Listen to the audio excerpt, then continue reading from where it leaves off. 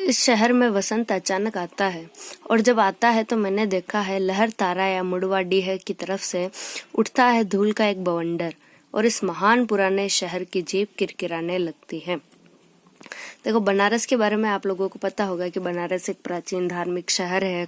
तुलसीदास जी ने बनारस के तट पर बैठ के रामचरितमानस की रचना की थी और यहाँ पर तो नदियों का संगम है, घाट बने हुए हैं जहाँ लोग पवित्र स्नान के लिए जाते हैं। लोग अंतिम संस्कार के लिए भी बनारस का रुख करते हैं। तो ये सारी चीजें हमें थोड़ी थोड़ी ध्यान है, उसी का मिला जुला रूप इस कविता में देखने को मिलेगा कि बनारस वास्तव में है कैसा। इस शहर में वसंत अचानक आता है। कवि कहता है कि बनारस शहर जो है वहां पर वसंत ऋतु अचानक से आती है और जब आता है तो मैंने देखा है लहर तारा या मडुवाडीह की तरफ से उठता है धूल का एक बवंडर। जब बनारस में वसंत ऋतु आती है तब ऐसा नहीं होता है कि फूल खिल गए हैं और चारों तरफ हरियाली हरियाली हो गई है या ठंडी हवाएं चल रही है, ऐसा नहीं होता है। बनारस में वसंत अलग तरह से आता है।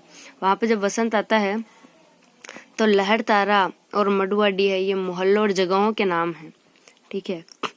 इस तरफ से एक धूल का विशाल बवंडर उठता है, यानी धूल का एक गुबार तूफान की तरह, आंधी की तरह चारों तरफ धूल ही धूल बिखर जाती है और इस महान पुराने शहर की जीभ किरकिराने लगती है। घरों में, मोहल्लों में सब तरफ धूल ही धूल बिखर जाती है, जिसकी वजह से वहां रहने वाले लोगों के मुंह में किरकिरी होने लगती है धूल की वजह से। जो है वह सुख बुगाता है, जो नहीं है वह फेंकने लगता है पचकियां।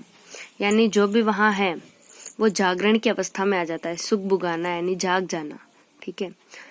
बनारस में जो भी व्यक्ति है वो वसंत ऋतु में जाग जाते हैं, जैसे लोगों के काम धंधे चलने लगते हैं वसंत ऋतु में। जो नहीं है वह फेंकने लगता है पचखियां। पचखियां फेंकना यानी कि नई चीज का अंकुरण होना, नई चीज फूटना, यानी कि पेड़ पौधों पर नई कोपले फूटने लगती है, नए फूल और कलियां खिलने लगते हैं। आदमी दशाश्वमेध पर जाता है, ये घाट का नाम है, और पाता है घाट का आखिरी पत्थर कुछ और मुलायम हो गया है। क्या होता है कि वसंत ऋतु में सभी पवित्र स्नान करने के लिए बनारस की तरफ आते हैं, तो सभी आदमी दशाश्वमेध घाट पर इकट्ठे हो जाते हैं और वो घाट का आखिरी पत्थर जो ज्यादातर सूखा रहता है वो लोगों के स्नान के कारण गीला हो जाता है, नम हो जाता है, मुलायम हो जाता है। सीढ़ियों पर बैठे बंदरों की आंखों में एक अजीब सी नमी है। बंदरों की आंखों में नमी है यानी कि बंदरों को ज्यादा श्रद्धालु आते हैं तो उन्हें भी भोजन के लिए कुछ कुछ मिल जाता है, इसलिए उनकी आंखों में नमी उतर आती है। और एक अजीब सी चमक से भर उठा है भिखारियों के कटोरों का निचाट खालीपन। वसंत ऋतु में जैसा मैंने बताया लोगों का आना जाना शुरू हो जाता है, लोग स्नान करते हैं, चढ़ावे चढ़ाते हैं। तो वैसे ही वहां पे घाट के किनारे जो भिखारी बैठे रहते हैं, जिनके कटोरे अब तक खाली थे, उन्हें भिक्षा मिलने लगती है, यानी उनके कटोरों में निचाट कहते हैं बिल्कुल खालीपन को।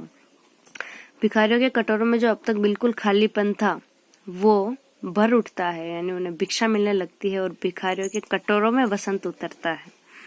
वसंत अलग तरह से आया। वसंत आया है तो घाट के पत्थर गिले हुए हैं, भिखारियों के कटोरे भर गए हैं, बंदरों की आंखें चमक गई है, लोग नजर आने लगे हैं घाट पे और धूल भरी आंधियां चलने लगी है। ये है बनारस का एक चित्र।